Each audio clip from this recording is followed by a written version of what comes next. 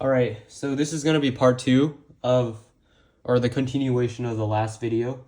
So imagine, or suppose that we're solving that PDE.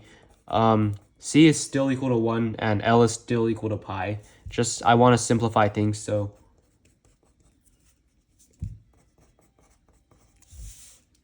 x is in between 0 and pi, t is greater than 0. But this time, I'm going to let u of x of 0 equal f of x. That's equal to, and f of x is a piecewise function that is plucked, so the string is plucked directly in the middle.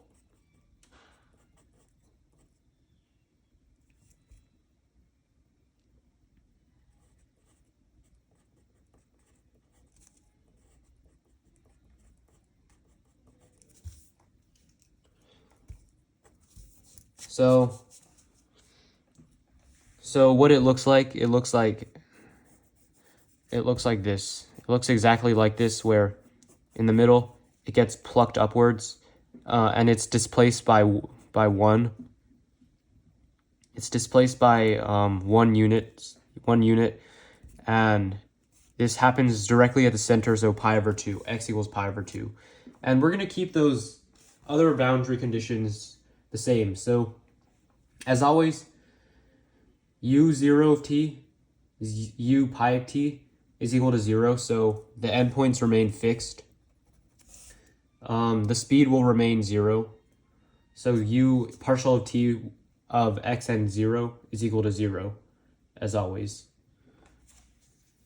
Okay, so I'm not going to solve the wave equation again.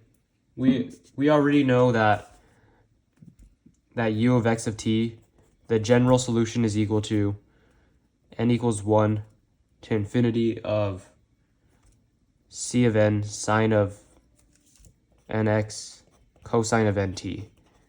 So now the issue, what this entire wave equation hinges upon is actually finding the coefficients.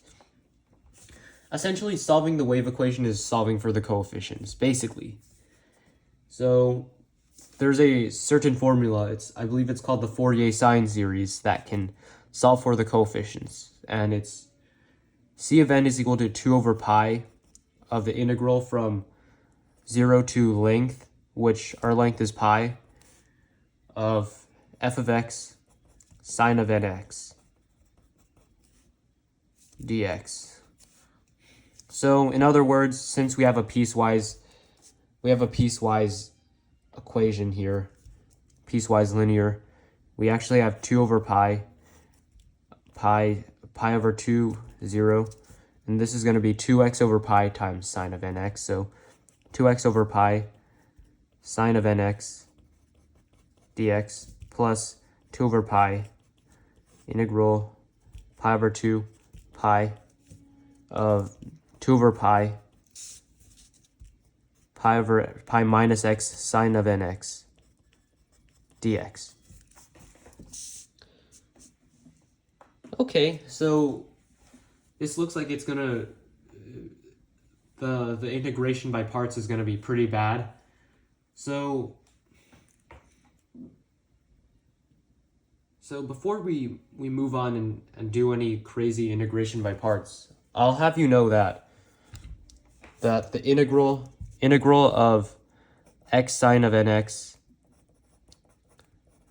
is equal to negative 1 over n x cosine of nx plus 1 over n squared sine of nx. So we have this just to make things a bit simpler, because the integration by parts is going to get pretty bad. So if we integrate this guy, what we'll end up getting, I don't know, I guess I can, I'm not going to go through all the tedious calculus for you guys, but you get a very long string. Actually, you know what, I guess I will. So I'll just go over what you do after plugging in the upper and lower bounds. So you get 4 over pi squared times negative pi over 2n of cosine of n pi over 2 plus 1 over n squared sine of n pi over 2 plus negative pi over n cosine of pi n plus pi over n cosine of pi n minus 0 minus negative pi over n cosine of n pi over 2 plus pi over 2n cosine of n pi over 2 minus 1 over n squared sine of n pi over 2. Yeah, that's long. So I didn't go over the nitty-gritty details. You can probably confirm that by yourself. But you should realize that this cancels out with this because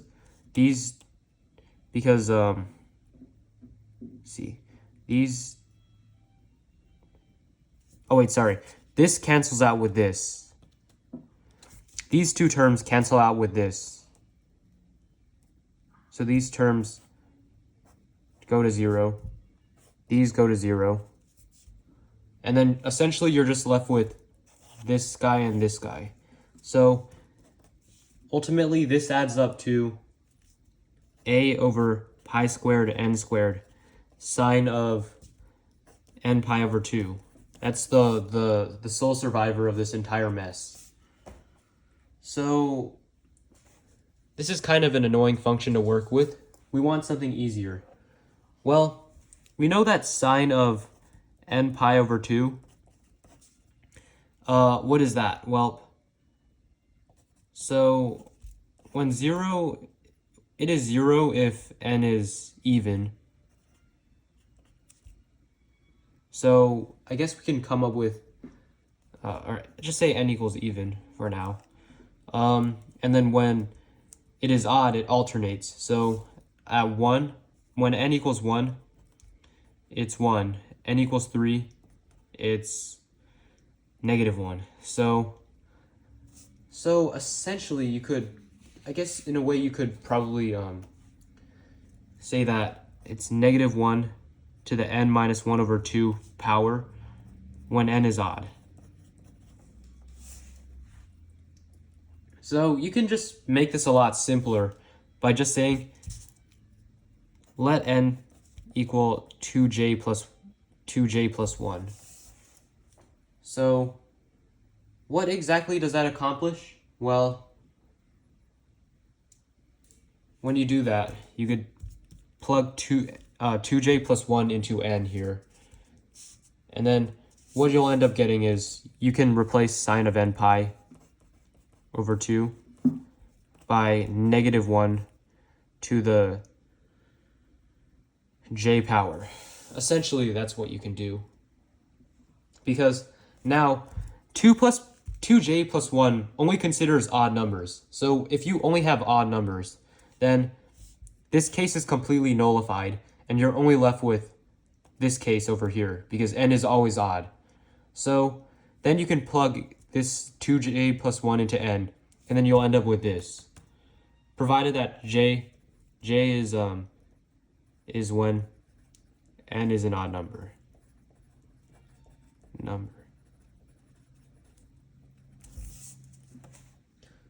So, okay, so where were we? Well, oh, we already used the back page. Okay, I'm just going to use this little space here that we have remaining. So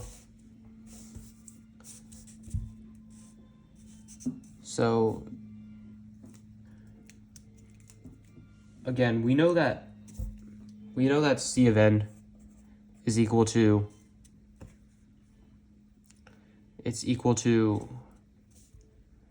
a over pi squared n squared sine of n pi over 2. Now with our substitution that n is equal to 2j plus 1, we can now get that a it's a over pi squared 2j plus 1 squared is equal times negative 1 to the j power. So that is going to be our coefficients. So we can just plug this guy into here and get our final solution. So let me just pull out another piece of paper for you guys.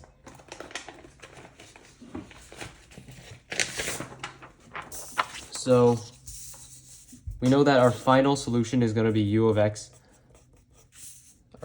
of t is equal to the sum from, and then we're actually changing the bounds. So since we know n equals 2j plus 1, so we start off at n equals 1. So 0, so 1 equals 2j plus 1, j equals 0. So our lower bounds must start at 0. So now we know j equals 0 to infinity of 8 over pi squared 2j plus 1 squared. And then we have the alternating negative 1 to the j times sine of nx cosine of nt. So that's going to be our final solution to the partial differential equation. It does get quite complicated. Again, it's a game of solving for the c. Now, we have one last problem to show, and it is to show that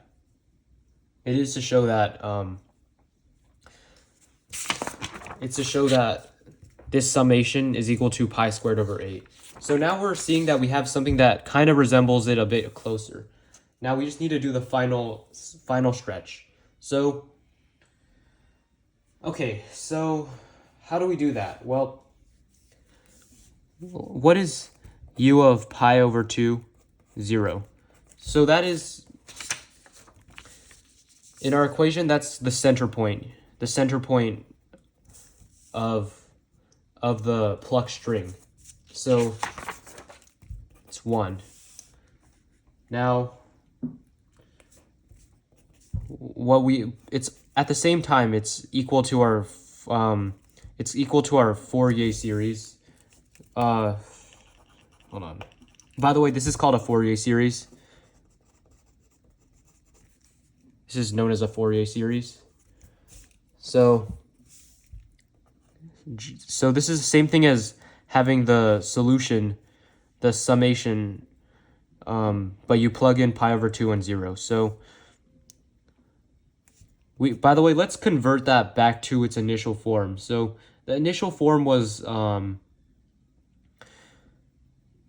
actually no, we don't have to do that necessarily. So we have 8 over pi squared times negative 1 to the j over 2j plus 1 squared.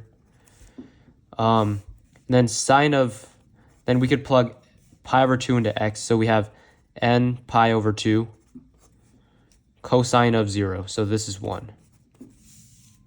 So in other words, this is infinity. J equals 0 of a over pi squared negative 1 to the j 2j plus 1 squared. But then remember, in our last sheet of paper, we noted that sine of n pi over 2 can be converted to negative 1 to the j power. So this is another negative 1 to the j power. And if you know that negative 1 to the j power times negative 1 to the j power, you can just add up their exponents to j. And negative 1 to an even power is always 1. So these just get nullified to 1. So in other words, this is infinite sum a over pi squared 1 over 2j plus 1 squared is equal to 1, which is from here. So then, since you have the linearity of series, you can just divide everything by 8 over pi squared. So you end up getting the infinite sum from j equals 0 to infinity of 1 over 2j plus 1 squared is equal to pi squared over 8. That is our solution. That's what we've been trying to solve from the very beginning. Anyhow, thank you for watching this video. I hope it was somewhat entertaining, and I'll see you in the next video.